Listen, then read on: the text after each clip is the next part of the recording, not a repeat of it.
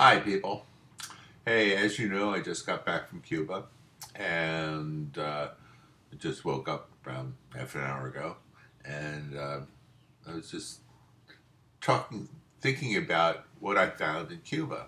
And I just hung out in Havana, the capital. And, it's sort of like, the blind man describing an elephant or a tree or whatever.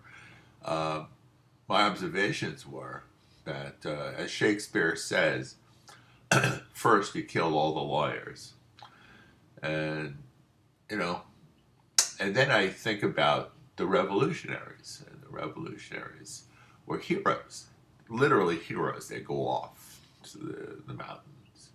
They had bounties on their heads. Uh, Batista's people were scumbags. I mean, nobody ever disagrees with that. The Batista's people were scumbags, corrupt, horrible, fascist military people. They did good things too. Even Hitler did good things, not much. But anyway, my observations were that without rules and regulations and stuff, or lawyers, and civil servants, what happens with a society that's run by revolutionaries for any length of time? Good things happen and really bad things happen. Um, but the way I look at it is that without lawyers, um, without people who understand how government and how society should work, um, food distribution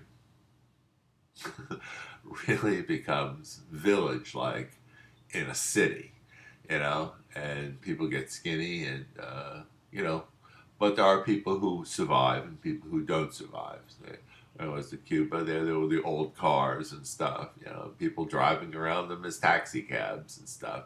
And they were like buses because people would hail them on the street, and groups of people would get in there, and for a tenth of a peso or whatever, you give the driver something and you go where you want to go. Of course, no air pollution things there at all, and you'd feel gas walking around, in a car. These old cars were, funky, funky if nothing better and stuff like that. But I saw my dear old dad's car, Bluey, uh, 1946 Pontiac. But it was really interesting seeing this. But you realize about these socialist governments that some people make it and some people don't. Just like capitalism, just like corporate capitalism, as we have in the United States. I feel that the United States made the great mistake of isolating Cuba. You know, you isolate it, and basically nobody can see what's going on. It's just like North Korea, where people will die for the gentle leader. You know, sounds ridiculous, but it's true. But anyway, my trip to Cuba was uh, marvelous, and this is just from observation. Since I don't speak Spanish very well, and I had to just speak to English types of people, um, you know, it was uh, it was edifying, and that's the reason why I feel that all Americans should, no matter how difficult it is, figure out a way to go visit China, Russia, or Cuba. Cuba's an amazing place. The people are beautiful, and the country is beautiful. It's ha cha, but crumbling due to lack of regulations and laws.